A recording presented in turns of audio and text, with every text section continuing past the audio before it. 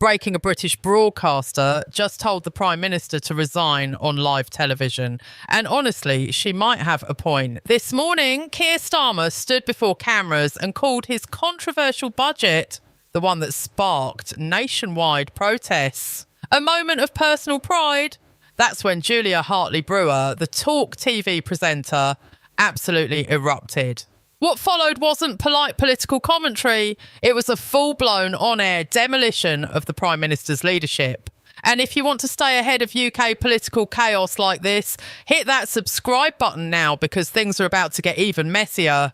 Here's what happened. Starmer delivered yet another speech this morning about growth and welfare reform. Standard stuff. But when journalists pressed him about whether Chancellor Rachel Reeves misled the public over that infamous £22 billion black hole, something shifted. Instead of acknowledging the controversy, Starmer doubled down. He called the budget, the same budget that raised taxes on businesses, cut winter fuel payments for pensioners and sparked farmer protests, a moment of personal pride. Let that sink in. The most unpopular budget in recent memory. Personal pride. Julia Hartley-Brewer heard that and something inside her snapped. She started reasonably enough, asking if Starmer could stop making speeches and actually run the country. Then it escalated fast. She shouted at the camera, "He put taxes up and spent more on welfare for families who have too many kids they can't afford. How on earth is that a moment of pride?"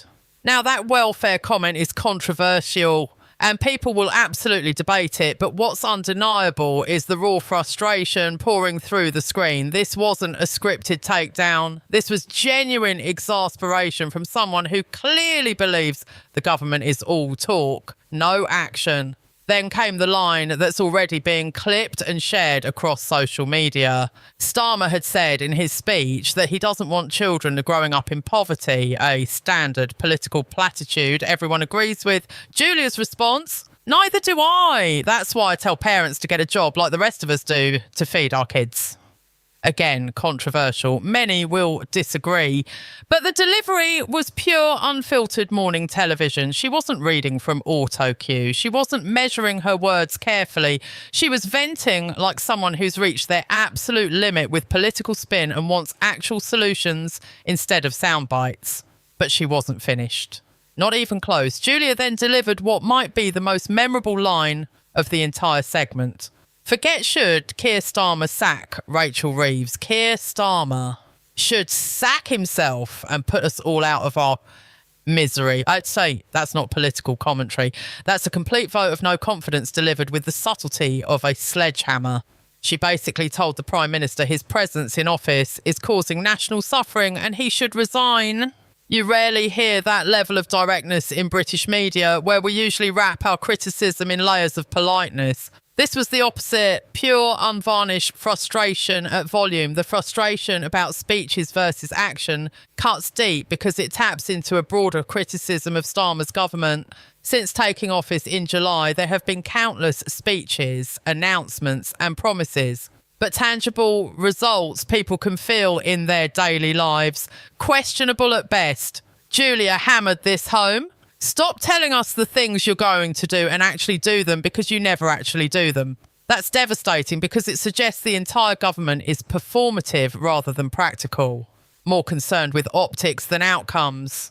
Then she twisted the knife by pointing out that Starmer says he'll reform welfare but just increased welfare spending by £16 billion. That's calling out a direct contradiction between what's being said and what's actually happening. So what did Starmer actually say that triggered this meltdown? When pressed about whether Reeves misled the public, he went into defence mode. He explained that the OBR productivity review meant they had £16 billion less than expected. No misleading, he insisted. Just difficult fiscal reality. He said there was no pretending they inherited a good situation, which is meant to justify the tough decisions they made. Then he added something revealing. At one point, his team thought they'd have to breach their manifesto to achieve their goals, but they found a way to avoid it.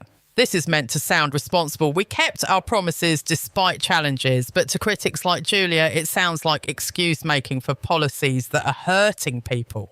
And here's the thing, that manifesto comment actually raises more questions than it answers. The government seriously considered breaking election promises but decided against it. Are we supposed to be grateful they kept their word? It's like someone telling you they thought about stealing your lunch but didn't, and expecting praise for their restraint. What's fascinating about Julia's on-air explosion is how it reflects a sentiment building across media and public opinion. There's growing frustration with what many see as a government that overpromised and underdelivered. A government that blamed the previous administration for everything while struggling to offer real solutions. Labour's honeymoon period after taking office was remarkably short. Now we're seeing increasingly sharp criticism from all directions. When broadcast journalists start openly telling the Prime Minister to resign on morning television, that's a sign patience is wearing dangerously thin. The usual rules of political discourse are being abandoned in favour of blunt truth-telling.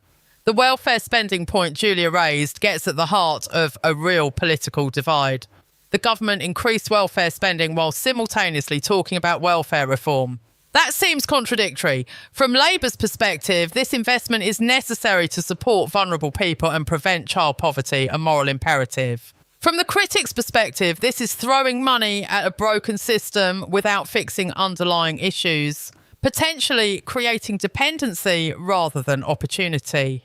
Both sides have valid arguments. But Julia's frustration stems from what she sees as the government spending more while claiming they're fixing problems, which looks a lot like making things worse while pretending to improve them. The personal pride comment from Starmer is genuinely baffling to his critics because this budget has been so controversial. Tax hikes hit businesses and individuals. Farmers faced inheritance tax changes that sparked tractor protests in London. Pensioners lost winter fuel payments. National insurance increases worried employers about hiring. None of this has been popular. So when Starmer calls it a moment of personal pride, it sounds either tone deaf or like he's operating in a completely different reality from everyone else. Maybe he's proud of making difficult decisions regardless of popularity. Maybe he's proud of what he sees as fiscal responsibility. But the optics are terrible. Julia's demand that Starmer actually run the country rather than making speeches hits on something genuinely important. Governance requires more than communication. It requires effective policy implementation, adaptation to challenges, and delivering tangible improvements to people's lives. If public perception is that you're all talk and no action, that's a credibility crisis that speeches, ironically, can't solve. You need results. And if those results aren't coming, frustration builds until you get moments like this morning where broadcasters give up on polite critique and just shout what they're really thinking at the camera. The comparison to Rachel Reeves is also telling. There's been significant speculation about whether the Chancellor should resign following the budget fallout and the black hole controversy. Julia's point was that focusing on whether she should go misses the bigger picture. If anyone should go, it's Starmer himself, because the problems go beyond one minister or one budget. There are systematic issues with how the government is operating and communicating. That's a much more fundamental criticism than just saying the Chancellor messed up. It's saying the entire leadership is the problem. So what happens next? Will this kind of media criticism gain traction and create genuine pressure on Starmer's position? Probably not in the short term. Governments with large majorities don't fall because of broadcaster rants, no matter how passionate.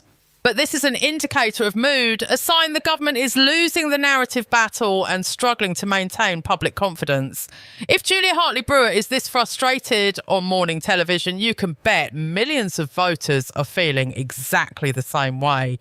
The question is whether Labour can turn things around with actual policy successes, or whether we're watching the beginning of a long, difficult parliament where the government spends most of its time defending itself rather than implementing its vision.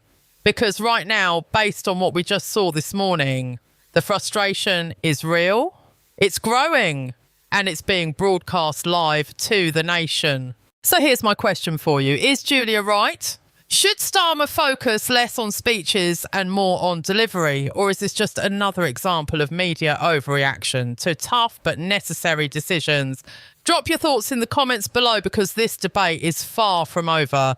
And if you want to catch the next political explosion before it happens, make sure you're subscribed with notifications on. This government isn't getting quieter anytime soon.